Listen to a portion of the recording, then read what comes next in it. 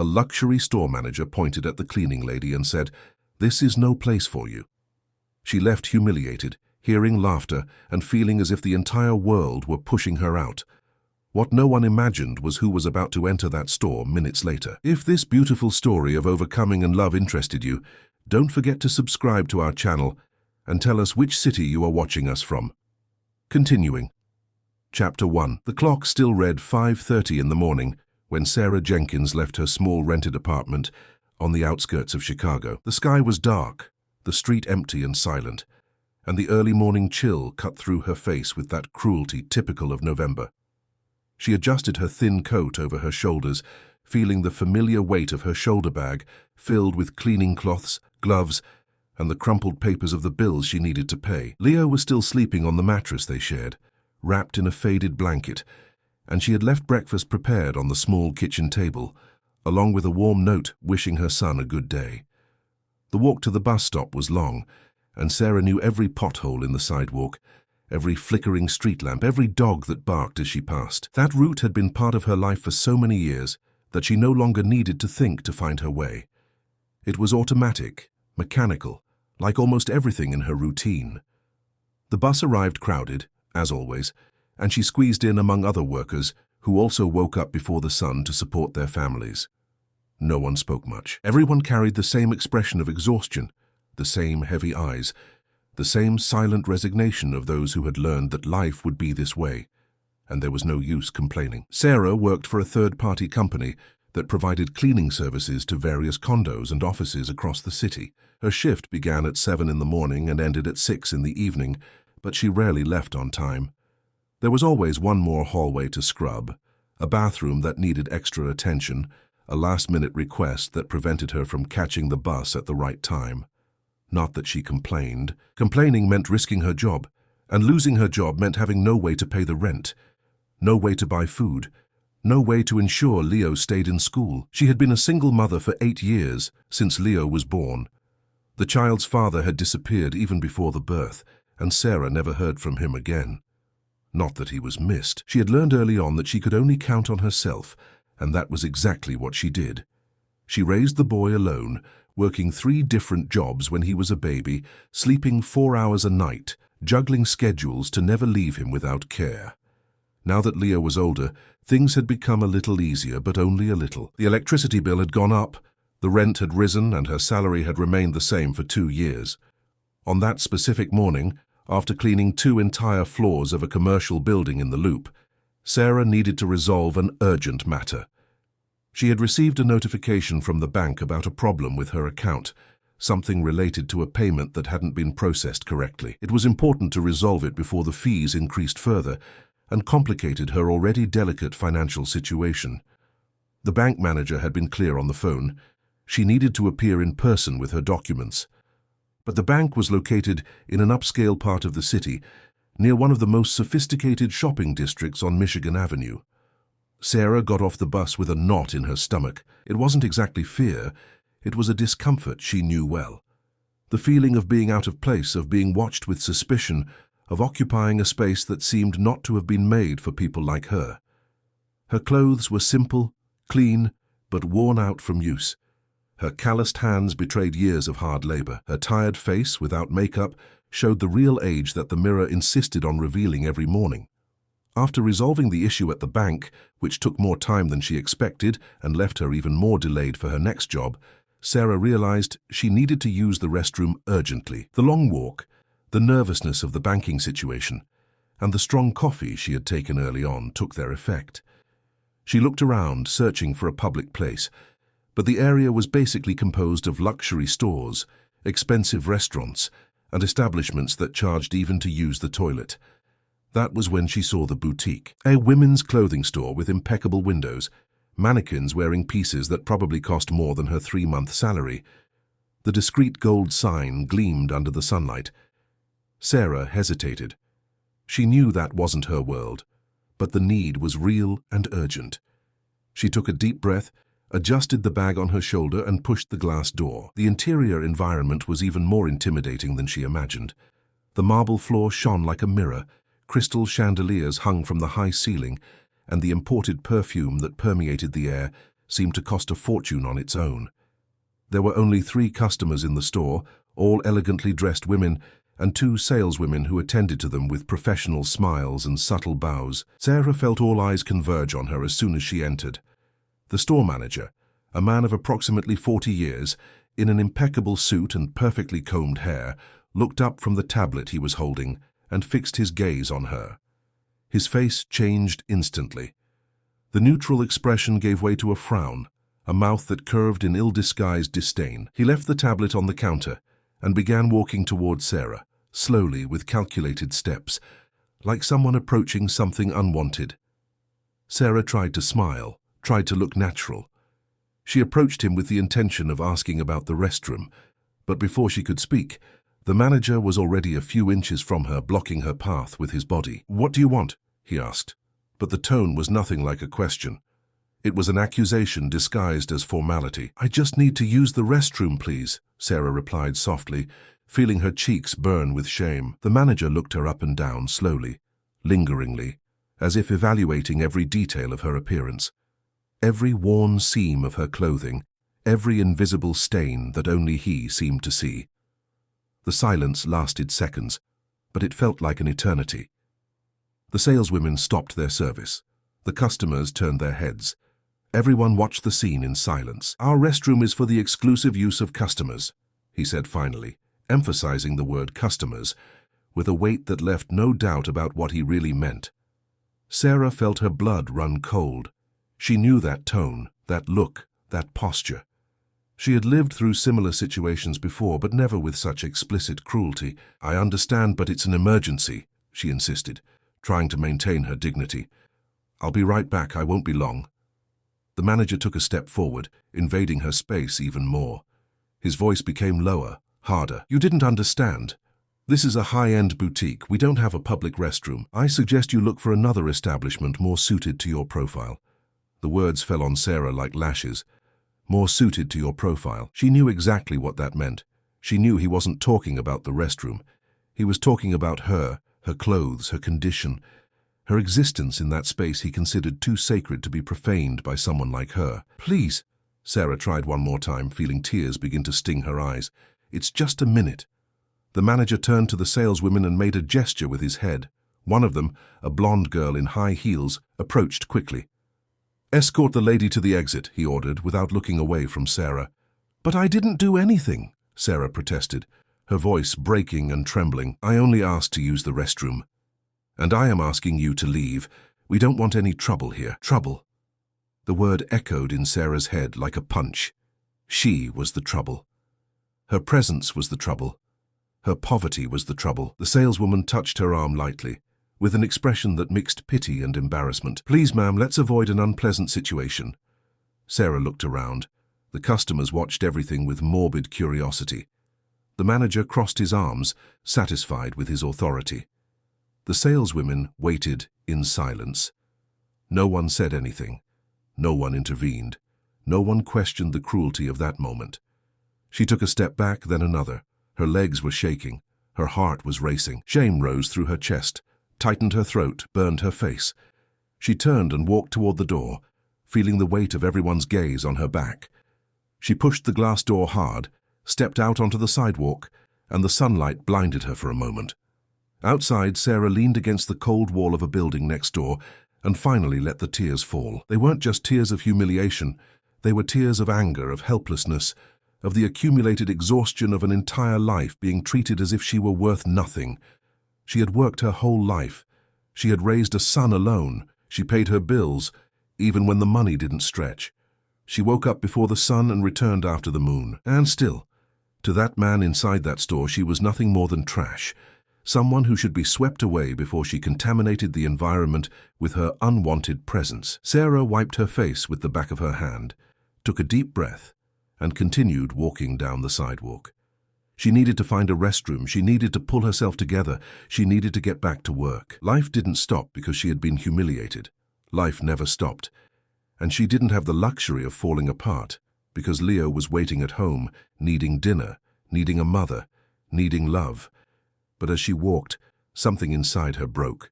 It wasn't just her wounded dignity. It was the painful perception that no matter how hard she worked, how much she strove, how much she tried, there would always be places where she would be expelled. There would always be people who would look at her as if she were less human. There would always be doors closed in her face just because she was born poor and remained poor. Sarah didn't know, but at that exact moment someone had observed part of the scene. A man in a dark suit who was leaving a meeting in the commercial building across the street had seen the moment she left the store with her face wet with tears. He didn't know Sarah personally, but he knew her face. She was one of the employees of the third-party company that provided services for his offices. And that image, that woman humiliated and alone on the sidewalk, remained etched in his memory like an open wound he could not ignore. Chapter 2. Robert Harrison was used to intense days. As the owner of one of the largest service outsourcing companies in Chicago, his schedule was a constant puzzle of meetings, negotiations, contract signings, and decisions that moved millions of dollars. That afternoon, he had just closed an important deal with a corporate client and was leaving the office building with the satisfaction of someone who has just won another business victory. But it was while crossing the sidewalk toward his car that something caught his attention. A woman was leaning against the wall of a neighboring building, her face hidden in her hands, her shoulders shaking in silent sobs. She was crying with an intensity that seemed to come from a very deep, very painful place. Robert slowed his pace instinctively. It wasn't common to see someone falling apart like that in broad daylight, in the middle of the city's hustle and bustle. And then he recognized her. He didn't know her name, but he knew the face. She was one of the cleaning staff who worked in the buildings where his company provided services. He had seen her a few times in the hallways, always with her head down, always carrying buckets and cloths, always invisible like most people who do the work no one wants to see. But now she was there, completely overcome by emotion, and it bothered him in a way he couldn't explain. Robert looked around, trying to understand what had happened. That was when he noticed the luxury boutique a few yards ahead. The glass door was still swaying slightly as if someone had just left. Through the window, he saw the store manager talking to one of the saleswomen, gesturing with his hands, clearly commenting on something he considered worthy of laughter. The two were smiling with that expression of superiority that Robert knew well from the business world, the same expression of someone who has just gotten rid of a nuisance. He connected the dots quickly. The woman crying, the luxury store, the satisfied manager. It wasn't hard to guess what had happened. Robert felt a sting of anger, but he continued walking to the car. He had appointments, he had meetings, he had a company to run. He couldn't get involved in all the problems of the world, but the image of that woman crying on the sidewalk did not leave his head during the entire drive to the office. As he drove through the congested streets of Chicago, Robert found himself thinking about her, trying to understand why it had affected him so much. He saw injustices every day. He saw inequality. He saw prejudice. He saw people being treated like trash just for being poor. It was part of the urban landscape, something so common that most simply ignored it and moved on. But there was something about that specific scene that bothered him deeply. Maybe it was the fact that she worked for him, or maybe it was the sudden and disturbing realization that he, Robert Harrison, a successful businessman, a man who prided himself on having built an empire from scratch, was completely disconnected from the reality of the people who sustained that very empire. How many Sarahs existed working for him? How many woke up at dawn, took 3 crowded buses, cleaned bathrooms they would never use as customers, and were still treated as if they were invisible, as if they had no right to exist in the same spaces he occupied with such naturalness. Upon arriving at the office, Robert couldn't concentrate on the day's tasks. He called Susan, his HR assistant, and asked her to locate information about the employee he had seen crying. He described her face, her clothes, the time she usually worked. It took Susan a few hours, but she finally returned with a folder containing the registration file. Sarah Jenkins, 35 years old, single mother. Address in a neighborhood on the outskirts. Employee for 6 years with no warnings, no unjustified absences, no complaints. Excellent references from supervisors. An exemplary worker, invisible like all the others. Robert asked for more information. He wanted to understand who that woman was beyond the cold numbers of an employee file. Susan made some calls, talked to supervisors, and put together a more complete picture of Sarah's life. What she discovered left Robert deeply disturbed. Sarah raised her son alone, an 8-year-old boy named Leo. The father had disappeared before the child's birth and had never contributed financially. She worked long shifts, often doing unpaid overtime because she was afraid of losing her job. She lived in a tiny rented apartment, constantly under threat of eviction when the money wasn't enough for rent. There were reports that she had already fainted at work from exhaustion and lack of proper nutrition.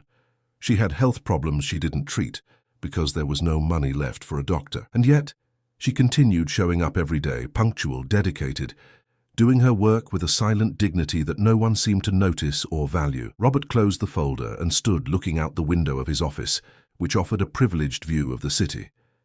From up there, Chicago looked like a landscape of gleaming buildings, wide avenues, visible prosperity at every corner. But he knew that was only part of the story. There was another Chicago, Sarah's city, made of crowded buses, cramped apartments, bills that never add up, and daily humiliations that accumulate until they break a person inside. He thought about his own trajectory. He had come from a simple family, it's true, but he had never gone through the extreme privations Sarah faced. His parents had managed to give him an education, food on the table, some stability. He had worked hard, very hard, but always with a safety net that Sarah never had. And now, 45 years later, he was there, at the top of a corporate building, while she cleaned the floor of that same building, invisible to him until that morning. The awareness of this abyss hit him with brutal force. He employed hundreds of people like Sarah. He paid the minimum wage or slightly above it because it was what the market allowed, what the contracts required, what kept the company competitive. He had never thought much about the real lives behind those numbers on the payroll. They were just employees, necessary pieces in the business gear, but now, for the first time, he was being forced to face the human cost of that gear. Robert spent the rest of the day restless. He tried to work, but the image of Sarah crying on the sidewalk always returned. He tried to convince himself that it wasn't his responsibility to solve every employee's problems. His company paid legal wages, fulfilled labor obligations, did nothing wrong in the eyes of the law. But the law didn't prevent Sarah from going hungry, didn't prevent her from being humiliated in a luxury store, didn't prevent her from living on the edge of physical and emotional collapse. In the late afternoon, he made a decision. He asked Susan to schedule a conversation with Sarah for the following day. He wanted to hear her in person. He wanted to understand what had happened in that store. He wanted to know if he could do something. Susan was surprised by the request. It wasn't common for Robert to get directly involved with operational-level employees, but she didn't question it. She just made the call and scheduled the meeting. When Sarah received the summons to appear at the company's central office, her heart raced with fear. Summons to the central office were never good news. They meant dismissal, a warning, some serious problem she didn't even know she had caused. She spent the night without sleeping, mentally replaying everything she could have done wrong. She even thought that maybe someone from the luxury store had called the company to complain about her, to tarnish her reputation, to ensure she paid for the audacity of having entered a place where she wasn't welcome. The next morning, Sarah dropped Leo off at school and took the subway to the downtown area. The building where the company office was located was imposing, all mirrored glass, with a marble lobby that echoed her steps as she walked to the reception. She had never been there before. Her jobs were always in other buildings, in other places. That was the heart of the company, the place where important decisions were made, where the bosses commanded from their climate-controlled rooms. Susan received her with professional warmth and led her to a meeting room on the 10th floor. Sarah sat in the leather chair, uncomfortable, feeling completely out of place. Her hands were shaking slightly, and she hid them under the table, trying to look calm. When Robert entered the room, Sarah stood up automatically with the submissive posture of someone used to respecting hierarchies. He made a gesture for her to sit and took the chair on the other side of the table. There was something different about that man. Sarah expected coldness, distance, the impersonal look of a boss who was about to fire her. But what she saw in Robert's eyes was something else. It was concern, it was curiosity, it was something that seemed dangerously close to genuine empathy. "Sarah," he began, and his voice was softer than she imagined. "I saw you yesterday near Michigan Avenue.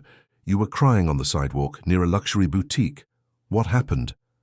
The question caught her completely by surprise. She didn't expect that. She didn't expect him to know. She didn't expect him to care. For a moment, Sarah was silent, not knowing what to say. Part of her wanted to minimize it, to say it was nothing, that everything was fine. But the other part, the tired and wounded part, needed to vent. "I just wanted to use the restroom," she began, her voice low and ashamed. "I had just left the bank and really needed to. I saw the store and went in, but the manager treated me like I was a criminal. He kicked me out in front of everyone, said that wasn't a place for me." Robert listened in silence, and Sarah saw something change in his face. His jaw tightened, his eyes narrowed slightly. She continued, and the words began to come out faster, loaded with all the accumulated pain. "He looked me up and down as if I were dirty, as if I were worthless. I hadn't done anything wrong, I just asked to use the restroom, but he treated me like trash. And everyone was watching. Everyone saw, and no one said anything. I felt so small, so humiliated." Tears began to fall again, and Sarah wiped them quickly with the back of her hand, ashamed to be crying in front of her boss. "I'm sorry," she whispered. "I didn't mean to be a bother." Robert shook his head, and there was genuine anger in his voice when he spoke. "You're not being a bother, Sarah. The one who should apologize is that manager. What he did was unacceptable. It was prejudice, it was discrimination, it was pure cruelty." Sarah looked at him surprised. No one had ever defended her like that. No one had ever called it by the right name. Discrimination, cruelty. People used to say she was too sensitive, that she was exaggerating, that that's just how things were. Robert leaned forward, resting his elbows on the table, and his gaze was intense, determined. "I want you to tell me everything about your life, Sarah. I want to understand how you got here, what you face every day. And then I want to do something about that store. No one who works for me should be treated that way. No one should be treated that way, period." And there, in that meeting room on the 10th floor, Sarah began to speak. She told him about Leo, about the bills that didn't add up, about the endless shifts, about the constant fear of losing her job, about the impossible choices between medicine and food, about the exhaustion that never went away. And Robert heard it all, every word, every detail, and for the first time in his life he felt the real dimension of the abyss that separated his world from hers. Chapter 3. In the days following that conversation, Sarah couldn't stop thinking about the meeting with Robert Harrison. There was something surreal about it all. A millionaire businessman, owner of the company where she worked, had sat with her to hear her story, had shown genuine indignation at what had happened in the luxury store, had promised he would do something about it. It seemed too good to be true, and Sarah had learned throughout life that when something seemed too good to be true, it usually was. She returned to her normal routine, waking up at dawn, taking crowded buses, cleaning offices where people barely noticed her presence. But now there was a difference. Robert had asked for her phone number, said he would get in touch, that he wanted to help her. Sarah didn't know what that meant exactly. Help how? With money? With a better job? Or would it just be empty talk? Promises that would disappear as soon as he left that meeting room and returned to his world of million-dollar contracts and important appointments. The answer came 3 days later. Robert called in the middle of the afternoon, while Sarah was on her work break, sitting in the cafeteria of one of the buildings where she provided service. She almost didn't answer when she saw the unknown number on the screen of her old cell phone. Usually they were debt collectors, telemarketing, things she preferred to avoid. But something made her answer. "Sarah, it's Robert Harrison. Do you have a moment to talk?" His voice was the same, firm but gentle, without that coldness she expected from someone so powerful. Sarah looked around, nervous, as if someone could be listening to the conversation. "Yes, sir," she replied softly. "I'm on my break." "Sarah, I need you to stop calling me sir. Call me Robert. We are people, not titles." She didn't know how to respond to that. All her life she had learned that there were hierarchies, that there were people above and people below, that she was always below and should behave accordingly. But Robert seemed genuinely bothered by the formality. "I investigated what happened at the boutique," he continued. "I spoke with some acquaintances who frequent that establishment.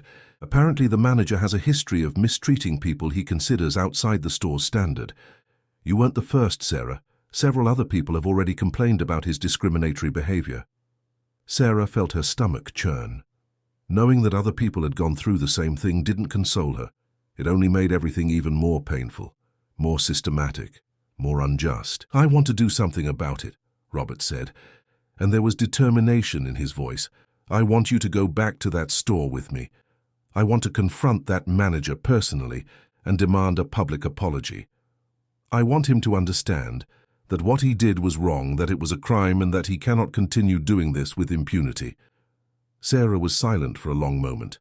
The proposal scared her. Going back to that store, facing that man again, reliving all that humiliation, seemed like a nightmare. Why should she submit to that? For what? To hear empty apologies from someone who clearly didn't regret anything? "I don't know if I can," she finally said, her voice trembling. "I just want to forget all that. I don't want to think about that place anymore." "I understand," Robert replied, and he seemed sincere. "But Sarah, if you don't do anything, he's going to keep doing the same thing to other people. And you will carry this wound forever, without ever having had the chance to look at him and demand the respect you deserve." His words echoed in her head over the following days. Sarah wanted to believe it was possible. She wanted to believe she could go back to that store and be treated like a person, like someone who deserved dignity, regardless of the clothes she wore or the bank account she had. But life had taught her the opposite. It had taught her that people like her should lower their heads, accept the place given to them, and move on without complaining. Robert didn't give up.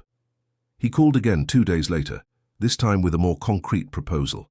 "Sarah, I know you're afraid, but I'm going to be by your side the whole time. I won't let anyone humiliate you again. I'll be there, as a witness, as support, as someone who recognizes the absurdity of what happened to you." She still hesitated. It wasn't just fear.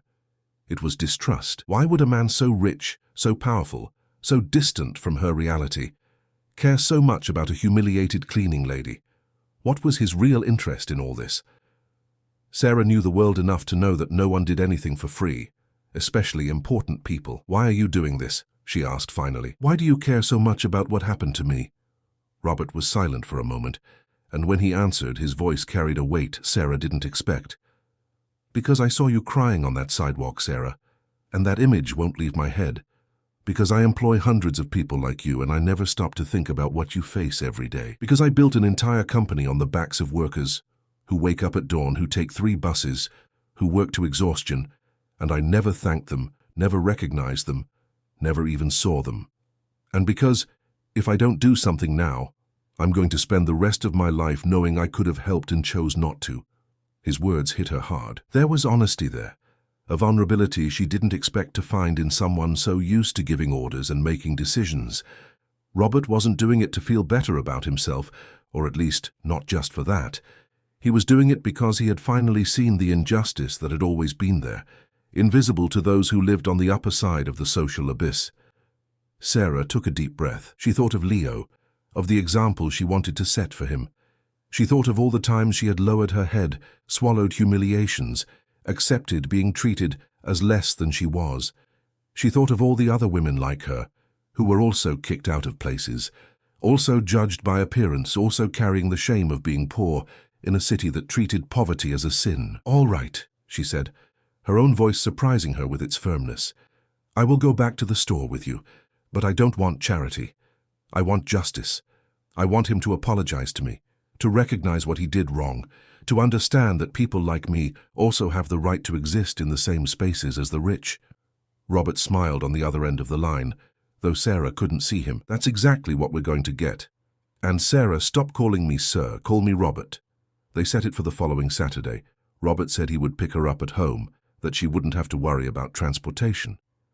Sarah spent the whole week in a state of constant nervousness. At night, after putting Leo to sleep, she stayed awake thinking about what she would say, how she would react, what it would be like to face that manager again. Part of her wanted to cancel everything, say she had changed her mind, that she preferred to let it go. But the other part, the part that was tired of being stepped on, knew she needed to do this. On Saturday morning, Sarah woke up earlier than normal. She showered, put on her best clothes, which were still simple but clean and well pressed. She combed her hair carefully, put on a discreet lipstick she had received from a client the year before. She looked in the mirror and tried to recognize herself. She was the same woman who had been kicked out of that store days ago, but there was something different now. There was determination in her eyes, a less hunched posture, a dignity she was beginning to reclaim. Leo asked where she was going, and Sarah explained she needed to resolve an important matter, that she would be back soon. The boy hugged her before she left, and that hug gave her a strength she didn't know she had. Robert arrived punctually at 10 in the morning, driving a discreet but clearly expensive car. He got out to open the door for her, and Sarah was embarrassed by the kindness. No one ever opened a car door for her. No one ever treated her with that consideration. During the drive to the store, they spoke little. Robert sensed her tension and respected the silence. Occasionally, he made a light comment, trying to relax the atmosphere, but Sarah barely heard him. Her mind was completely focused on what was about to happen. When the car stopped in front of the luxury boutique, Sarah felt her heart race. Her hands went cold, her stomach tightened, and for a moment she thought she wouldn't be able to get out of the car. Robert noticed the hesitation and placed his hand on her shoulder gently. "You're not alone," he said. "I'm here, and you have every right to be in that place. Don't let anyone make you believe otherwise." Sarah nodded, took a deep breath, and opened the car door. The sun was strong, the street busy, and the store was still there, imposing and exclusionary as ever. But this time she wasn't entering alone. This time she had someone by her side. This time she wouldn't be kicked out in silence. They walked together to the glass door. Robert pushed the door first and made a gesture for Sarah to enter. When she crossed the threshold, she felt all the memories of the previous humiliation return with force. The same marble floor, the same expensive perfume, the same crystal chandeliers. But there was a crucial difference. Robert Harrison was by her side, and his presence completely changed the dynamic of the environment. The manager, the same man who had kicked her out days ago, was at the counter talking to a saleswoman. When he saw Robert enter, his face changed instantly. He recognized a potential customer, someone important, someone who deserved attention. He walked quickly toward them with a professional smile, ready to offer the best service. But when his eyes landed on Sarah, the smile froze. He recognized her immediately. Confusion and discomfort took over his expression. What was that woman doing there again? And why was she accompanied by a clearly wealthy and influential man? Robert took a step forward, and his voice cut through the store's silence like a blade. "Good morning. My name is Robert Harrison, and this is Sarah Jenkins. I believe you already know each other." The manager blinked, trying to process the situation. His mouth opened and closed without making a sound. The saleswomen stopped what they were doing and watched the scene with curiosity. The few customers present turned to see what was happening. Robert continued, and every word was loaded with an authority that left no room for question. "Days ago, Ms. Jenkins entered this store asking to use the restroom, and you kicked her out, humiliated her publicly, treated her as if she were a criminal just because of her appearance. I came here today so that you look at her again and recognize what you did." The manager tried to pull himself together, but his voice came out shaky, defensive. "Sir, I was just following store protocol. We don't allow the use of the restroom for non-customers." Robert took another step forward, and the manager instinctively recoiled. "Protocol," he repeated with cutting irony. "Tell me, what is the protocol for judging who is a customer and who isn't based solely on the clothes the person wears? What is the protocol for kicking out an honest woman who made a simple request? What is the protocol for humiliating someone publicly and destroying their dignity?" The silence that followed was absolute.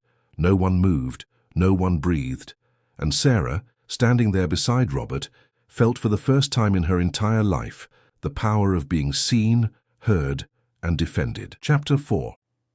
The manager tried once more to justify himself, but his voice had lost all the authority he had shown days ago. The words came out stumbled, nervous, and his eyes constantly shifted between Robert and Sarah, as if looking for a way out of that embarrassing situation. "Sir, you need to understand that we receive guidelines from store management to maintain a certain standard, to ensure our regular customers feel comfortable. It was nothing personal against the lady." He gestured vaguely toward Sarah, trying to minimize the occurrence. Robert took an even closer step, and now he was almost face to face with the manager. His voice lowered in volume, but gained an intensity that made everyone in the store feel the weight of every word. "Nothing personal," he repeated slowly. "You kicked an honest woman out of your store, humiliated her publicly, made her cry on the sidewalk because she had the audacity to ask to use a restroom. And you say it was nothing personal? Explain to me then, what exactly is personal to you?" The manager swallowed hard. Drops of sweat began to appear on his forehead. He looked at the saleswomen for support, but they looked away, clearly uncomfortable with the situation. "I was just doing my job," he insisted. but his voice was weak without conviction. That was when Sarah felt something change inside her. Throughout her life, she had become used to being quiet, to letting others speak for her, to accepting humiliations in silence because she didn't have the power, the voice, or the position to defend herself. But now, standing there in that same store where she had been kicked out like trash, with Robert by her side, she realized she had something to say, and that she deserved to be heard. Sarah took a step forward, and her voice, though shaky at first, gained strength with every word. "You looked at me as if I were dirty, as if just by wearing simple clothes, I didn't deserve to be treated like a person. I didn't come in here to steal, to cause trouble, to bother anyone. I just needed help, and you denied me that. More than that, you humiliated me. You made me feel like I had no right to exist in the same space as people with money." The manager opened his mouth to respond, but Sarah didn't let him. Something had broken inside her, a dam that held back decades of anger, of accumulated humiliation, of injustices swallowed in silence. "Do you know what I do for a living? I clean offices, I scrub floors, clean toilets, take out the trash that important people like you produce every day. I wake up at 5 in the morning and get home at 7 at night. I raise my son alone, pay my bills, work honestly. And still, to you, I wasn't worth even the decency of basic human treatment." Tears began to run down Sarah's face, but she didn't wipe them away. She let them fall freely as she continued speaking, and there was a powerful dignity in those tears. It was no longer the cry of shame she had shed on the sidewalk days ago. It was the cry of someone who was finally being heard, who was finally saying everything she always needed to say.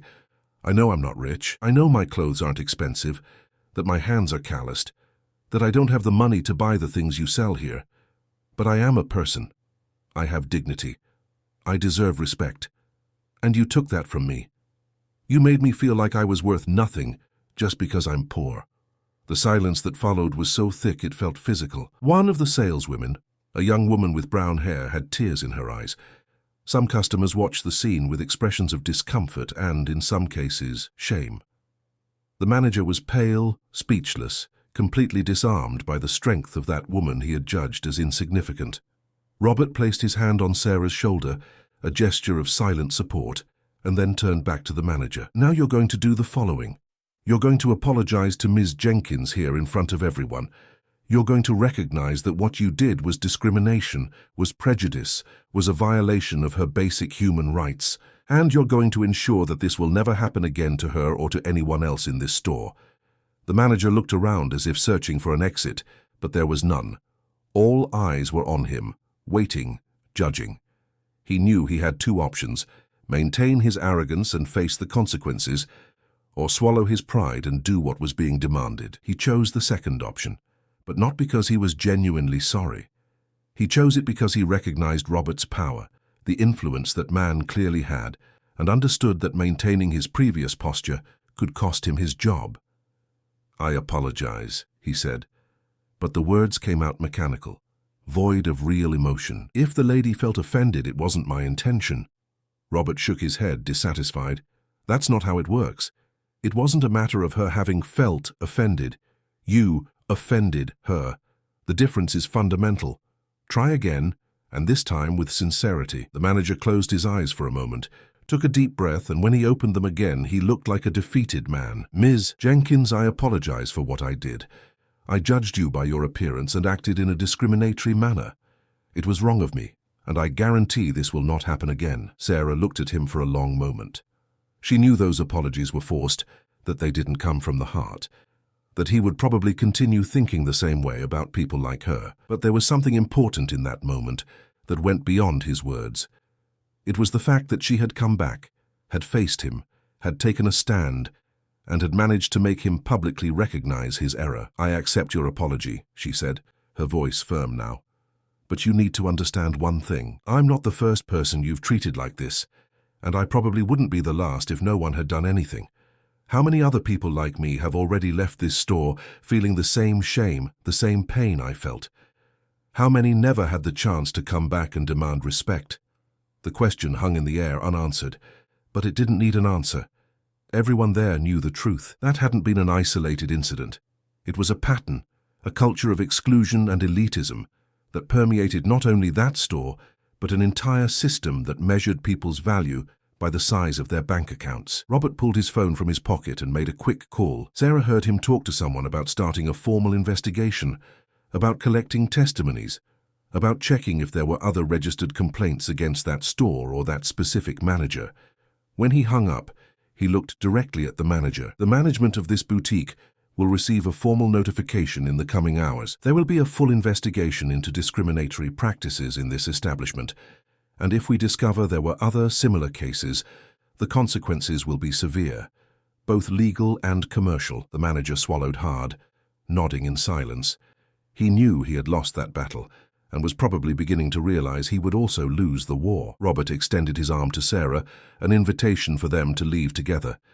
She took his arm, and together they walked toward the door. But before leaving, Sarah turned one last time to look the manager in the eye. "You said this wasn't a place for me, but you were wrong. Every place where people exist is a place for me. For me and for anyone else, regardless of how much money they have in their wallet or what clothes they're wearing. I hope you learn that before you destroy anyone else's life." And with those words, she left the store with her head held high, walking beside Robert as an equal, as someone who had just reclaimed her dignity. Outside, when the glass door closed behind them, Sarah felt her legs weaken. The adrenaline that had sustained her during the whole confrontation began to drop, and the emotional weight of what had just happened fell on her like an avalanche. Robert noticed she was about to collapse and gently led her to a nearby bench. "You were incredible in there," he said, and there was genuine admiration in his voice. "You found your voice and used it with a strength I didn't expect. I'm proud of you." Sarah looked at him, and in her eyes was a mixture of exhaustion, relief, and something she took a while to recognize. It was gratitude, but not just for him having been by her side. It was gratitude for him having seen in her what she herself had forgotten existed: strength, dignity, value. "I couldn't have done it alone," she said softly, "if you hadn't been there." Robert shook his head. "You are stronger than you imagine, Sarah. I only gave the initial push. The courage, the speech, the ability to look at that man and say everything that needed to be said, that came from you. And it was powerful." They sat on that bench for a few minutes, in silence, just processing everything that had happened. The street continued busy around them. People passed without realizing that there, in that small space, a woman had just regained a part of herself she thought she had lost forever. When they finally got up to return to the car, Sarah felt that something fundamental had changed. It wasn't just the confrontation with the manager. It wasn't just the fact of having received a public apology. It was the perception that she was no longer alone, that there was someone willing to fight by her side, to see the world through her eyes, to recognize the injustice she faced every day. And more than that, she had discovered that her voice had power, that her words mattered, that her pain was valid and deserved to be recognized. For the first time in a long time, Sarah Jenkins felt seen, heard, and above all human. Robert took her home, and during the way they talked about the next steps, he explained that he had contacted lawyers specialized in discrimination cases, that the investigation into the store would be deep, and that if they discovered other similar cases, they would take severe legal measures. Sarah listened to it all with a strange sense of unreality. Things like that didn't happen to people like her. Justice, lawyers, investigations, those were things for people with money and power. But now somehow, she had access to all of it. When the car stopped in front of her building, Sarah hesitated before getting out. There was something she needed to say, something that had been forming in her mind since they left the store. "Robert, why are you doing all this for me? Truly. It can't be just because you saw me crying on the sidewalk. There has to be something more." Robert was silent for a moment, hands still on the wheel, gaze fixed on some distant point. "You're right," he said finally. "There is something more. I spent my whole life building a company, accumulating success, making money, and somewhere along the way, I stopped seeing the people who made that success possible. You, Sarah, and hundreds of other people like you, who work for me, who sustain my businesses, who wake up at dawn to clean the offices where I make my comfortable decisions. I never stopped to think about what your lives were like. And when I saw you on that sidewalk, something broke inside me. I realized I was part of the problem. That my indifference, my distance, my blindness to your reality, all of it contributed to perpetuating a system where people are judged and humiliated just for being poor. He turned to look her directly in the eye. I'm doing this because I have to.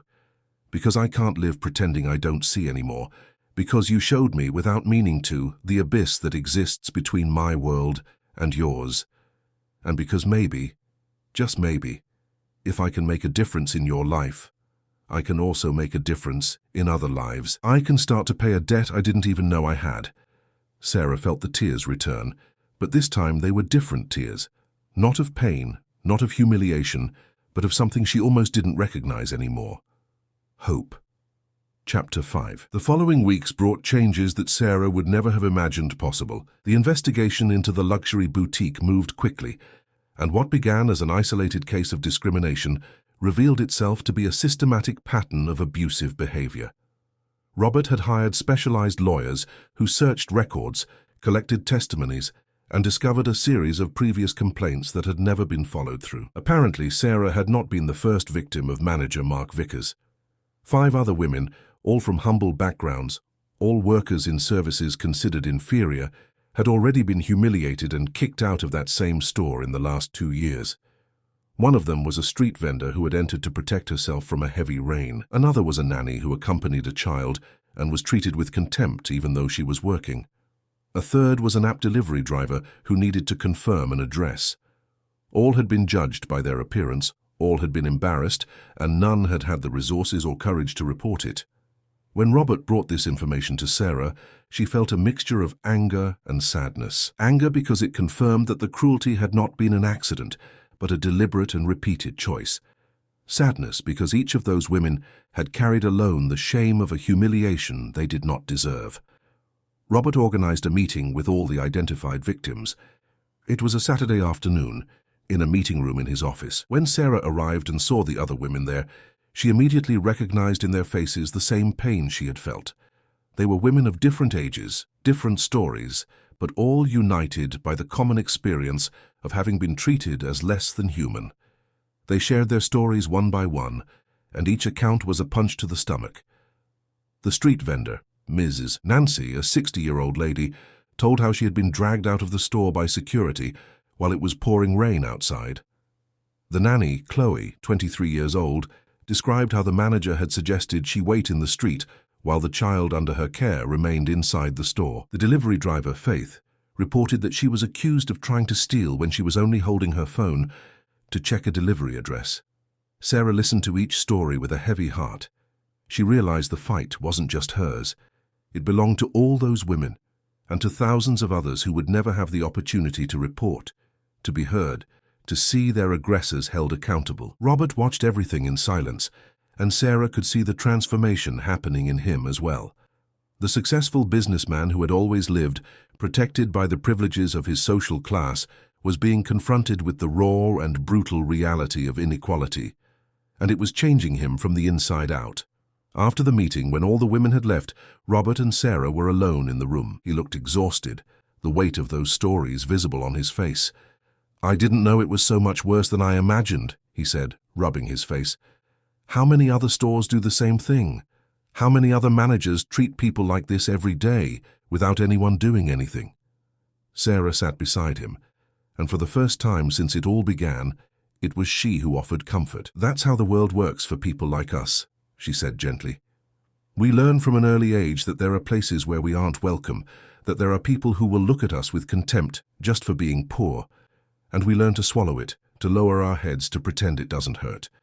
Because if we complain, we lose our jobs. If we report it, we're called troublemakers. If we cry, they say we're weak."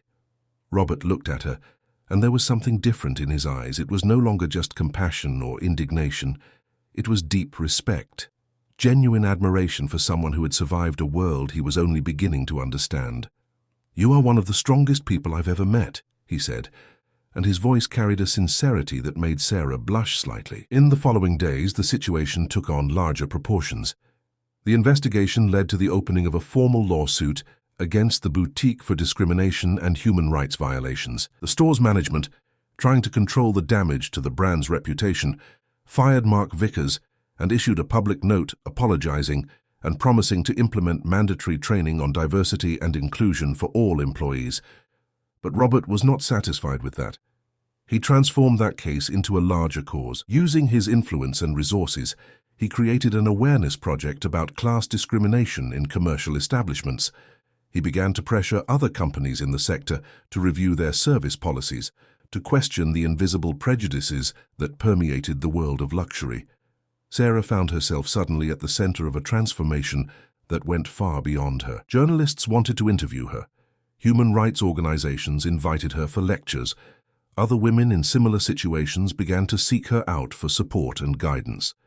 It was scary and liberating at the same time, but the most significant change was happening in the relationship between her and Robert. What had begun as a boss-employee dynamic then evolved into something like an unlikely friendship between two opposite worlds was transforming into something deeper and more complex. Robert began to visit her regularly, not just to deal with matters related to the store case, but simply to talk, to get to know her better, to understand her life in a way that went beyond the cold data of an employee file. He met Leo, Sarah's son, and was impressed by the intelligence and kindness of the 8-year-old boy, who, despite all the difficulties, still dreamed big and believed in better days. Sarah, in turn, began to see Robert not just as the powerful businessman who had intervened on her behalf, but as a man who was genuinely trying to become better, who was willing to question his own privileges and use his power to make a real difference in the lives of people who had always been invisible to him.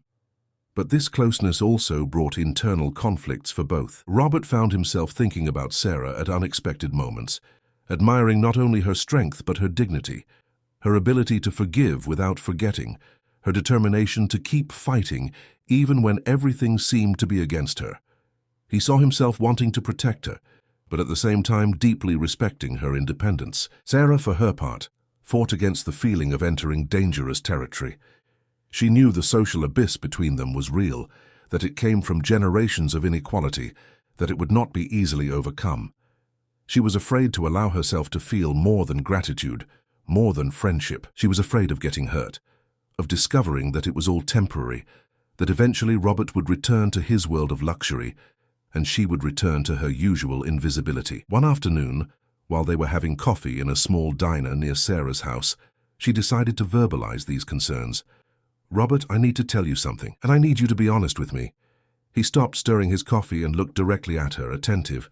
"Of course, Sarah, you can speak." She took a deep breath, choosing her words carefully.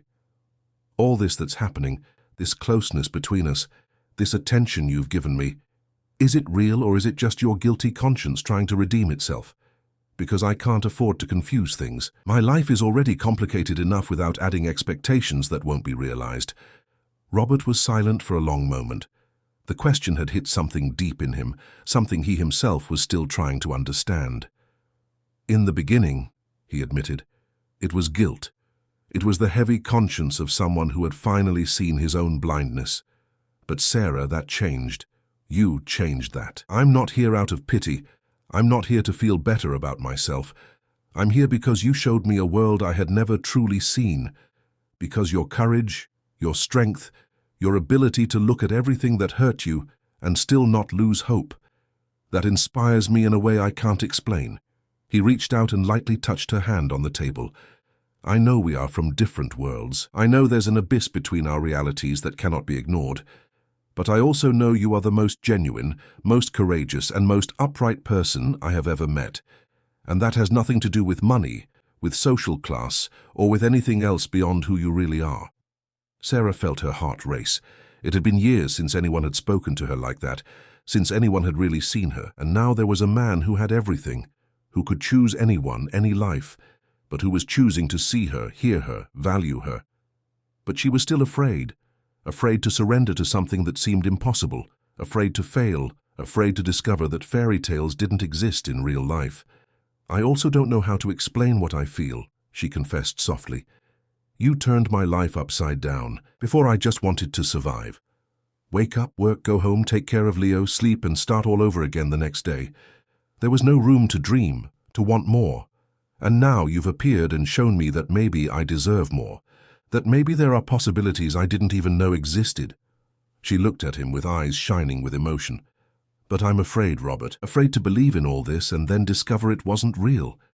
Afraid of getting hurt, Afraid of hurting you too, because I know you're trying to be a better person, and I don't want to get in the way of that." Robert squeezed her hand lightly. "Then let's go slow. No rush, no pressure. Let's see where this takes us, without impossible expectations, but also without denying what's happening between us. You deserve this, Sarah. You deserve to be seen. You deserve to be valued. You deserve to have a chance to be happy." At that moment, in the small neighborhood diner where life continued to happen around them, Sarah felt something change inside her. It wasn't just about Robert. It wasn't just about the unlikely romance that seemed to be born between two such different worlds. It was about herself, about recognizing that she deserved to occupy space, that she deserved to be loved, that she deserved to dream. In the weeks that followed, the bond between them continued to deepen, but in a careful, respectful way. Robert began to include Sarah in decisions about the company, asking her opinion on labor policies, on working conditions, on how to improve the lives of operational employees. She, in turn, began to allow herself to dream of possibilities that before seemed absurd. Maybe she could go back to school. Maybe she could get a better job.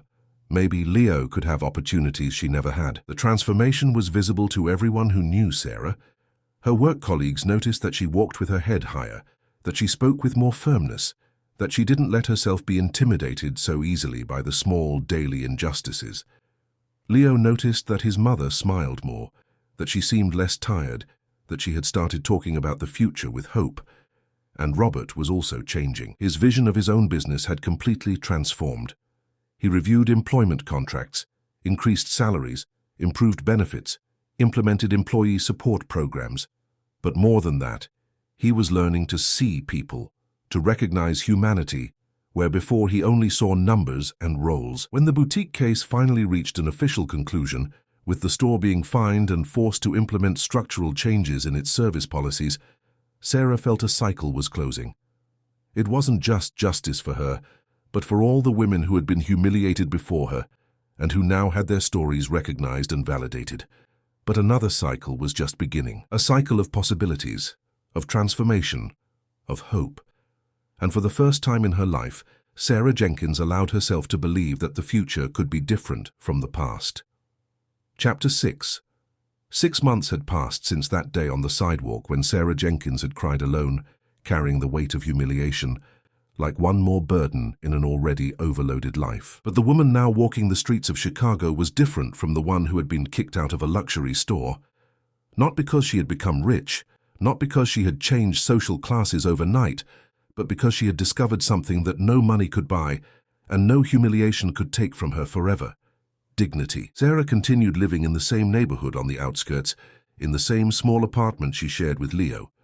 But now the bills were up to date.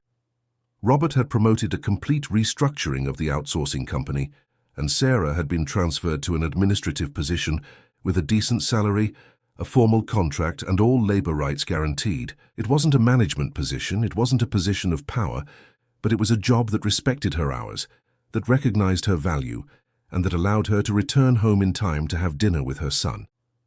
More than that, Robert had funded a technical course in administration for her. Sarah studied at night after Leo slept, absorbing knowledge with the hunger of someone who had been deprived of education for too long. She discovered she had a knack for numbers, that she could organize complex information, that her life experience gave her a practical vision that many classmates didn't have. She was, for the first time, building a future that went beyond simple survival. Leo was also different. The boy, who had always been intelligent but shy, had gained confidence seeing his mother's transformation. Robert had become a kind of father figure to him, not replacing the father he never knew, but offering something equally valuable: presence, genuine interest, encouragement. He helped the boy with homework, took him on trips to museums and parks, showed him that an entire world of possibilities existed beyond the narrow streets of the neighborhood where they lived. But the most profound transformation had happened in how Sarah saw herself. She had learned to look in the mirror and recognize value. She had learned that her simple clothes did not define her character, that her calloused hands told a story of honest work, that her humble origin was not a reason for shame, but for pride. She had survived an entire system built to keep her invisible, and she hadn't just survived. She had thrived. On that specific morning, a sunny December morning, Sarah woke up with a strange feeling in her chest. It was the day of her technical course graduation. 3 weeks later, she would officially start in the new administrative position. But before that, there was something she needed to do, something she had been putting off for months, but now seemed inevitable. She picked up the phone and called Robert. "I need to go back there," she said bluntly. "To the boutique, one last time." Robert was silent on the other end of the line for a few seconds. "Are you sure? You don't need to do that, Sarah. It's over. You've already proven everything you needed to prove." "It's not about proving anything," she explained. "It's about closing a cycle, about going back there not as a victim, not accompanied by someone powerful who defends me, but as myself, as Sarah Jenkins, working woman, mother, student, citizen, as someone who belongs in any place she chooses to be." Robert understood. It wasn't about revenge, it wasn't about humiliating those who had humiliated her. It was about totally reclaiming a space that had been denied to her, about proving to herself that she could occupy any place without needing permission, protection, or external validation. "Then let's go together," he said. "Not to protect you, but to witness. To see you finally free." That afternoon they met in the same area where it had all begun. But this time Sarah wasn't in her worn work clothes. She wore simple but well-cut slacks, an elegant blouse she had bought with the first salary from her new job, and comfortable but nice shoes. It wasn't luxury, it wasn't ostentation, but it was wearable dignity.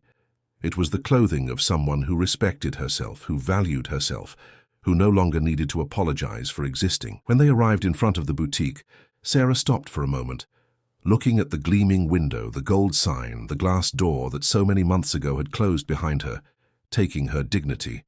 But now, looking at that place, she felt no more pain. She felt only a deep calm, a certainty that she was no longer the same woman who had left there crying. Robert stayed a few steps back, respecting her moment. Sarah took a deep breath and pushed the door. The interior of the store remained the same. The marble floor, the crystal chandeliers, the expensive perfume permeating the air. But there were subtle differences. Discreet posters on the walls spoke of inclusion and respect. There was a new manager, a middle-aged woman with a kind expression, and the saleswomen seemed to have gone through some kind of training, as they greeted Sarah with genuine smiles as soon as she entered. Mark Vickers, the manager who had humiliated her, was no longer there. He had been fired months ago after the investigation revealed multiple cases of discrimination. Sarah knew he was working somewhere else now, far from the luxury sector, and that the dismissal had served as a permanent stain on his resume. She felt no pleasure in that, just a distant satisfaction that actions had consequences. The new manager approached her with professional cordiality. "Good afternoon, welcome to our store. Can I help you with anything?" Sarah looked around, absorbing every detail of the environment that had been the stage for her greatest humiliation. And then she smiled, a small but powerful smile. "Actually, yes. I would like to use the restroom, please." The manager nodded immediately, without hesitation, without judgment. "Of course, with pleasure. Just follow that hallway to the left." Sarah thanked her and walked slowly to the restroom. She entered, closed the door, and stood there for a long moment, looking at herself in the mirror. The woman staring back at her was strong, was dignified, was free. She had gone through trials that could have broken her spirit, but instead had forged an unbreakable determination. When she left the restroom and returned to the main hall of the store, Robert was talking to the manager. Sarah approached them, and the manager reached out her hand. "Ms. Jenkins, it's an honor to have you here. I know who you are and what happened in this store. I want you to know that we have implemented significant changes since then, and that cases like yours will never happen here again." Sarah shook her hand firmly. "I hope that's true. I hope other women like me don't have to go through what I went through. But if they do, I hope they have the courage to report it, to fight, to not accept being treated as less than they are." The manager nodded, clearly moved. "Thank you for having fought, for having shown that we needed to change." Sarah and Robert left the store together, and outside under the warm December sunlight she finally felt the cycle had closed. There was no more anger, no more hurt, no more shame, only peace. "You did it," Robert said, and there was genuine pride in his voice. "You came back and showed that power was never in the store, in the manager, or in the money. The power was always in you." Sarah looked at him, and in her eyes was gratitude, but also something deeper. There was love, not the romantic love of movies, not the love that solves all problems magically, but the love that is born from mutual respect, from genuine admiration, from the certainty that someone sees you exactly as you are and values you for it. In the months that followed, Robert and Sarah built a relationship that challenged all the social standards that tried to separate them. It wasn't easy. There were moments of tension, moments when the difference between their worlds seemed insurmountable. There were judgments from people who didn't understand, criticisms from those who thought she was taking advantage of him or that he was compensating for privileges with charity disguised as romance.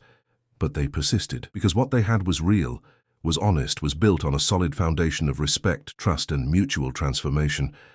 Robert continued using his privileged position to create real changes in the business world, implementing policies that valued workers, that fought discrimination, that recognized dignity in all roles. Sarah continued growing, studying, occupying spaces, being a living example that it is possible to overcome oppressive systems when you have inner strength and true support. Leo grew up seeing his mother as a heroine, seeing Robert as an example that powerful men can use power for good. The boy learned that justice is not just an abstract concept, but something fought for every day, in every choice, in every attitude. And when Sarah finally graduated from the technical course, with Robert and Leo in the audience cheering, she went up on stage with the certainty that her story was not just about a humiliated woman who got justice. It was about all the invisible women, all the undervalued workers, all the people who are judged by appearance and not by character. It was about reclaimed dignity, about occupied spaces, about questioned systems. It was about the transformative power of being seen, of being heard, of being valued. It was about the courage to not lower your head even when the whole world pushes you down. Years later, when she told this story to Leo, now a teenager, Sarah would say that the most important day of her life was not when she returned to the store triumphant, not when she graduated, not when she got the better job. It was the day when, alone on the sidewalk with her face wet with tears, she decided she would not let that humiliation define who she was. It was the day when, in the depths of pain, she found the seed of strength that would transform her forever. Because dignity is not something others can give or take from you. It is something you carry inside, that you reclaim, that you defend every day. And no one, no luxury store, no arrogant manager, no oppressive system can take that from you if you don't allow it. Sarah Jenkins was no longer invisible. She never would be again. And wherever she went, she would carry with her the certainty that she deserved to be there, that she had the right to exist in any space, that her humanity was worth as much as anyone's, regardless of how much money she had or what clothes she wore.